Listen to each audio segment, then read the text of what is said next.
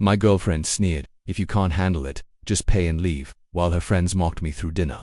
I smiled, said, "Thanks for the evening," and walked out, leaving them with a $300 bill they thought I'd cover. They weren't done, and neither was I. It started like any other Tuesday. Wake up, rush through the morning routine, grab a coffee, and head to the office. But this Tuesday felt different, charged with a nervous energy I couldn't quite place. Maybe it was the impending deadline for the Peterson account, or perhaps the knowledge that tonight was the dinner with my girlfriend Sarah and her gaggle of, well, let's just call them friends. Sarah and I had been dating for 6 months. She was beautiful, intelligent, and ambitious, everything I thought I wanted. But she also came with a price, her social circle. They were the epitome of high society, dripping in designer clothes and radiating an air of superiority that always made me feel like I was being assessed, judged, and invariably found wanting. I wasn't exactly a pauper. I had a good job as a software engineer, a decent apartment, and a car that, while not the latest model, got me from point A to point B, but compared to Sarah and her friends, I was practically living in the Stone Age. They frequented exclusive restaurants, vacationed in exotic locales, and talked about investments and art auctions with an ease that left me feeling completely out of my depth. Sarah knew I wasn't comfortable around her friends. We'd had several conversations about it, ranging from gentle reassurances to thinly veiled criticisms. She always insisted they were good people, just misunderstood. I wanted to believe her, but every encounter left me feeling more and more like an outsider. Tonight's dinner was at La Fleur, the most expensive restaurant in the city. Sarah had been talking about it for weeks, practically salivating over the tasting menu and the celebrity chef. I knew the bill would be astronomical, but I also knew that refusing to go would be interpreted as a personal insult. So, I gritted my teeth, made a reservation, and prepared myself for an evening of forced smiles and awkward silences. The restaurant, that was exactly as pretentious as I'd imagined.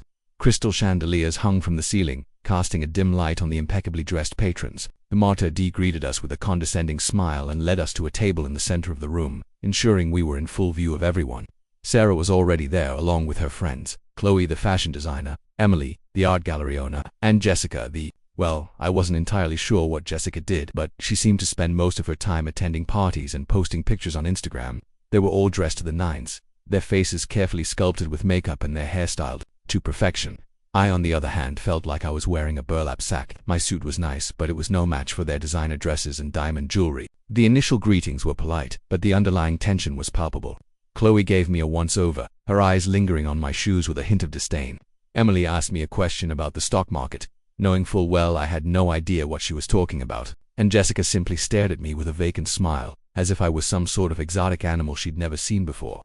The dinner began, and the conversation flowed.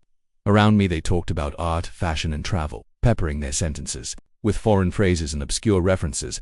I tried to interject a few times, but my attempts were met with polite nods and a quick change of subject. As the evening progressed, the atmosphere grew increasingly hostile. The wine flowed freely, and their inhibitions seemed to loosen. The subtle jabs became more direct, the condescending remarks more pointed. Chloe made a comment about my lack of taste in art, Emily questioned my career choices, and Jessica giggled at my attempts to pronounce the French names on the menu. Sarah, to her credit, tried to steer the conversation in a different direction, but her efforts were half at best. I tried to ignore them, to focus on the food, but it was impossible. Their words were like tiny needles, pricking at my self-esteem and reminding me that I didn't belong. I felt like I was trapped in a nightmare, forced to endure the ridicule of these shallow materialistic women. Then came the sneer. We were discussing, or rather, they were discussing the exorbitant price of a painting Emily had recently acquired. I made a comment about how I could never justify spending that much money on a piece of canvas. Sarah turned to me, her eyes narrowed, and said, "If you can't handle it, just pay and leave." The words hung in the air, heavy with contempt. Her friends erupted in laughter, their eyes glinting with malicious glee. I felt my face flush with anger and humiliation. It was the last straw. I forced a smile, said, "Thanks for the evening," and stood up. I reached into my pocket, pulled out my wallet, and placed a single $20 bill on the table. "That should cover the tip," I said, my voice shaking slightly. "Enjoy the rest of your dinner." And with that, I walked out of the restaurant, leaving them with a $300 bill they thought I'd cover. I didn't run, but I walked quickly, desperate to escape the suffocating atmosphere of La Fleur and the venomous stares of Sarah and her friends. I hailed a cab and gave the driver my address, then leaned back against the seat and closed my eyes. I was furious, hurt, and humiliated. But beneath the anger and pain, a strange sense of relief was beginning to bubble up. I had finally stood up for myself, finally refused to play their game. It was a small victory, but it was a victory nonetheless. As the cab pulled up to my apartment building, I knew one thing for sure. I was done with Sarah and her friends. I was done with their condescending attitudes, their materialistic values, and their constant need to make me feel inferior. They weren't done though, not by a long shot. The next morning I woke up to a barrage of text messages and missed calls. From Sarah I ignored them, knowing exactly what she wanted to say. She was probably furious that I had left her with the bill, embarrassed that I had dared to defy her. I got ready for work, trying to put the previous night's events behind me. But as soon as I arrived at the office, I knew something was wrong. People were staring at me, whispering behind their hands. My boss, Mr. Henderson, called me into his office. "Have a seat, David," he said, his voice unusually formal. I sat down, my heart pounding in my chest. I had a feeling I knew what was coming. "I've received some disturbing information about your behavior last night," Mr. Henderson said, avoiding eye contact. "What kind of information?" I asked, trying to keep my voice steady, apparently. "You walked out on a dinner bill at La Fleur, leaving your girlfriend and her friends to foot the bill." I stared at him in disbelief. How could he possibly know about that? "I can explain," I said, but he cut me off. "I'm not interested in explanations, David. I'm interested in maintaining the reputation of this company. Your behavior was unacceptable, and it reflects poorly on us." "But I didn't do anything wrong," I protested. "They were being incredibly rude and disrespectful." "That's not the point, David. The point is that you caused a scene, and that's not something we tolerate here. I'm going to have to ask you to take some time off, effective immediately. Consider it a paid suspension." I was stunned. I couldn't believe I was being punished for standing up for myself. It was like something out of a Kafka novel. "How long will the suspension last?" I asked. "That depends on the outcome of our investigation," Mr. Henderson said, his voice cold and dismissive. "In the meantime, I suggest you stay out of the public." I left Mr. Henderson's office feeling like I had been punched in the gut. I couldn't believe that Sarah and her friends had gone so far as to contact my boss and try to get me fired. It was beyond petty. It was malicious. As I packed up my things, I noticed that my coworkers were avoiding me. They didn't want to be associated with the scandal. I felt like a leper, shunned by everyone around me. I left the office and walked aimlessly through the streets, trying to figure out what to do. I was angry, frustrated, and scared. I had lost my girlfriend, my job, and my reputation, all because I had dared to stand up to a group of spoiled socialites. I knew I couldn't just sit back and let them destroy my life. I had to fight back, but I didn't know how. They had money, power, and connections. I had nothing but my wits and a burning desire for revenge. That evening I went home and did some research. I scoured the internet for information about Sarah and her friends, trying to find something, anything, that I could use against them. It didn't take long to uncover some dirt. Chloe, the fashion designer, was rumored to be using sweatshops to produce her clothing line. Emily, the art gallery owner, was suspected of tax evasion, and Jessica, the socialite, was known for her reckless spending habits and her numerous run-ins with the law. I knew this information could be damaging, but I wasn't sure how to use it. I couldn't just post it online. That would be too obvious and would likely backfire. I needed a plan, a strategy. As I sat there brainstorming ideas, I remembered something Sarah had told me about her father. He was a powerful lawyer with connections to some of the most influential people in the city. He was also known for his ruthlessness and his willingness to do whatever it took to protect his family. I realized that if I wanted to take down Sarah and her friends, I would have to go after her father as well. It was a risky move, but I didn't see any other way. I spent the next few days gathering information about Sarah's father. I dug through public records, court documents, and news archives, looking for anything that could be used against him. It wasn't easy, but eventually, I found something. A small article in an obscure newspaper mentioned that Sarah's father had been involved in a shady real estate deal several years ago. The deal had been investigated by the authorities, but the investigation had been dropped due to lack of evidence. I suspected that Sarah's father had used his influence to bury the investigation. If I could find proof of that, I could expose him and bring him down. I knew I couldn't do this alone. I needed someone with experience in investigating corruption and dealing with powerful people. I needed a journalist. I started contacting reporters at various news outlets, pitching them the story. Most of them weren't interested. They said the story was too old, too complicated, and too risky. But then I got lucky. I spoke to a reporter named Maria Sanchez at a small, independent newspaper. Maria was a tenacious and fearless journalist who had a reputation for taking on difficult and controversial stories. I told her everything I knew about Sarah's father and the real estate deal. She was intrigued. She said she would look into it. A few days later, Maria called me back. She said she had found some evidence that corroborated my story. She had also uncovered some new information that suggested Sarah's father had been involved in other corrupt activities. Maria was ready to publish the story, but she needed my help. She needed me to go on the record and tell my story. I hesitated. I knew that going public would make me a target. Sarah and her father would do everything they could to destroy me. But I also knew that it was the right thing to do. I couldn't let them get away with what they had done to me.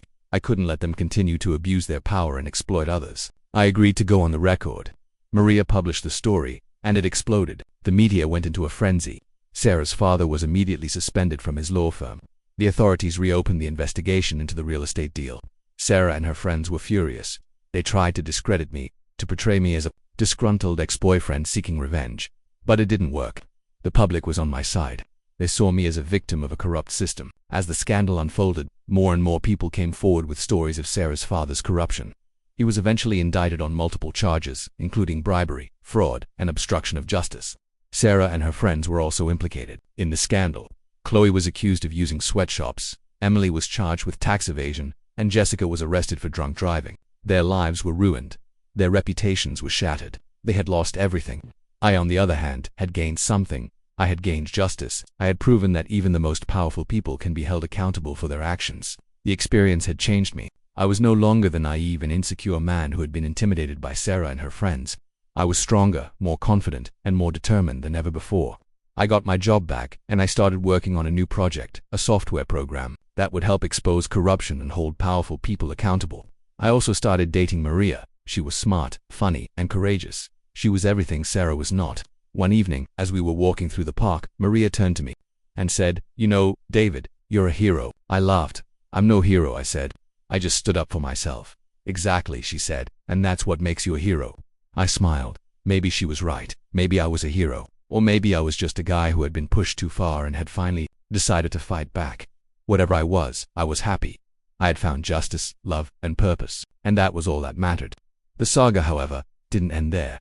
Justice, I was to learn, was a fickle mistress. While I had managed to expose the corruption of Sarah's father and bring down her social circle, the repercussions continued to ripple through my life. The initial euphoria of victory soon faded, replaced by annoying unease. I started noticing subtle changes in the way people treated me. Some were openly hostile, whispering behind my back and avoiding eye contact. Others were overly friendly, their smiles too wide, their compliments too effusive. It felt like I was living in a town where everyone knew a secret about me, a secret that I myself had revealed. My newfound notoriety also attracted unwanted attention. I received anonymous threats online, ranging from vague warnings to graphic depictions of violence. My apartment was vandalized, my car was keyed, and I even received a suspicious package in the mail that turned out to be a harmless prank, but nonetheless sent my anxiety levels through the roof. The pressure began to take its toll. I found it difficult to sleep, plagued by nightmares of Sarah's father and his cronies seeking revenge. I lost my appetite, and my weight plummeted.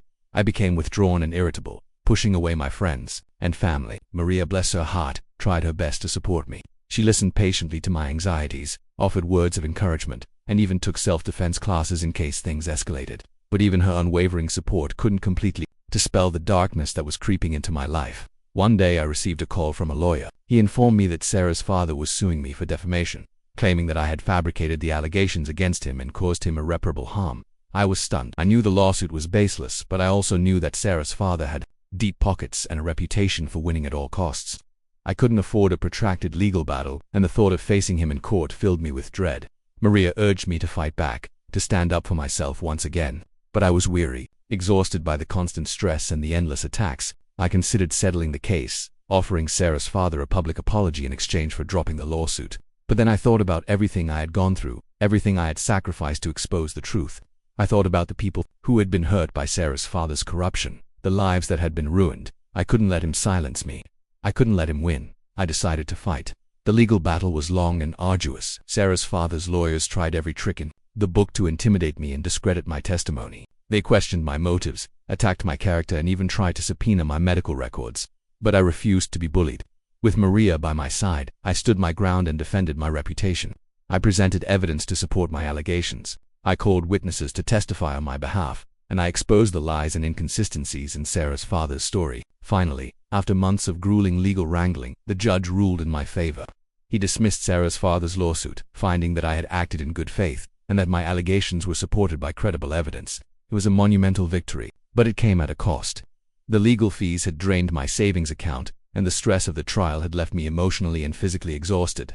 But as I stood outside the courthouse, basking in the warm glow of the setting sun, I knew that it had all been worth it. I had not only cleared my name but had also sent a message to Sarah's father and his ilk, that they could not silence the truth, that they could not escape justice.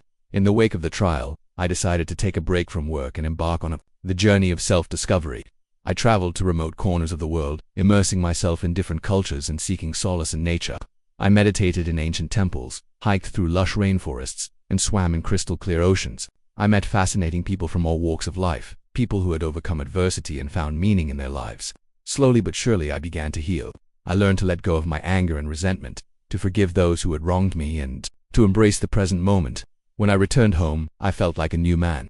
I was more grounded, more resilient, and more at peace with myself. I resumed my work on the software program, determined to make a difference in the world. I partnered with non-profit organizations and investigative journalists, providing them with the tools they needed to expose corruption and hold powerful people accountable. I also started speaking out publicly about my experiences, sharing my story with audiences around the world. I wanted to inspire others to stand up for themselves, to fight for justice, and to never give up hope. And then, one day I received a letter. It was from Sarah. In the letter, she apologized for her behavior and for the actions of her father. She admitted that she had been blinded by her privilege and her social status, and that she had been wrong to treat me with such contempt. She said that she had been following my story, and that she was impressed by my courage and my determination. She said that she wanted to make amends, to do what she could to repair the damage that her father had caused. I was surprised by the letter. I had never expected Sarah to apologize, let alone to express admiration for me. I considered ignoring the letter, but something inside me told me to give her a chance. I decided to meet with her. We met in a small cafe, away from the prying eyes of the media. Sarah looked different. She was no longer the polished, impeccably dressed socialite I had once known. She was more subdued, more vulnerable.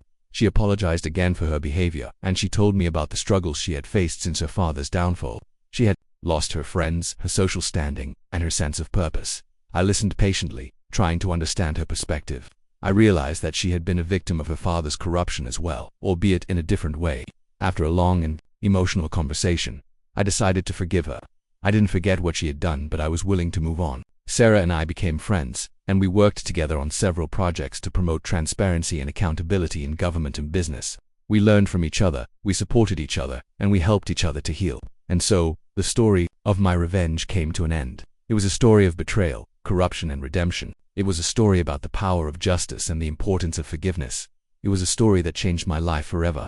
But even after all this time, I still sometimes wonder what would have happened if I had just paid the bill and walked away. Would I have been happier?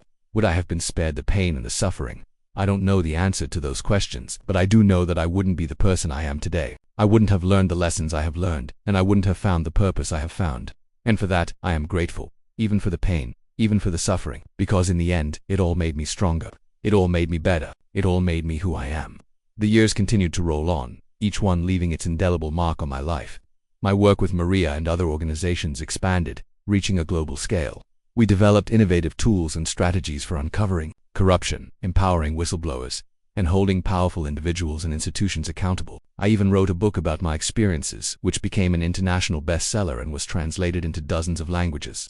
Despite the success and recognition, I remained grounded. Remembering the lessons I had learned from my tumultuous past, I made a conscious effort to surround myself with people who were genuine, compassionate, and committed to making a positive impact on the world. I also made time for simple pleasures, like spending time with Maria, hiking in the mountains, and reading a good book. Sarah, too, had found her calling. She dedicated herself to helping victims of domestic violence, using her own experiences to connect with and support those who had suffered similar traumas. She became a powerful advocate for social justice, speaking out against inequality and discrimination in all its forms. We remained close friends, confiding in each other and offering support through life's inevitable ups and downs. We often joked about how our paths had crossed in such a dramatic and unexpected way, and how we had both emerged from the ashes stronger and more resilient. One day, Maria and I received an invitation to a gala honoring individuals who had made significant contributions to the fight against corruption. We were both humbled and honored to be recognized, and we eagerly accepted the invitation. As we walked the red carpet surrounded by flashing cameras and cheering crowds, I couldn't help but reflect on how far I had come. Just a few years earlier, I had been a pariah, shunned by society and fighting for my very survival. Now I was being celebrated as a champion of justice. During the gala, I had the opportunity to meet with other activists, journalists, and policymakers who were working to combat corruption around the world. I was inspired by their dedication and their passion, and I felt a renewed sense of hope for the future. As the evening drew to a close, I was called to the stage to receive my award. As I stood at the podium, looking out at the sea of faces, I felt a surge of emotion. I spoke from the heart, sharing my story and expressing my gratitude to all those who had supported me along the way. I emphasized the importance of courage, perseverance, and hope in the face of adversity, and I urged everyone to join the fight. against corruption. My speech was met with a standing ovation, and I felt a profound sense of fulfillment. I knew that I had found my purpose in life, and that I would continue to dedicate myself to making the world a better place. After the gala, Maria and I returned home, exhausted but exhilarated. As we lay in bed, holding each other close, I couldn't help but smile. "You know," I said, "sometimes I still can't believe how things turned out." "I know," Maria replied. "It's like something out of a movie." "Yeah," I said, "a movie with a happy ending." And as I drifted off to sleep, I knew that I had finally found peace. I had faced my demons, I had overcome adversity, and I had emerged victorious. My revenge was complete, not in the way I had initially imagined, but in a way that was far more meaningful and fulfilling. I had not only brought down those who had wronged me, but I had also used my experiences to make a positive impact on the world. And that, I realized, was the ultimate revenge.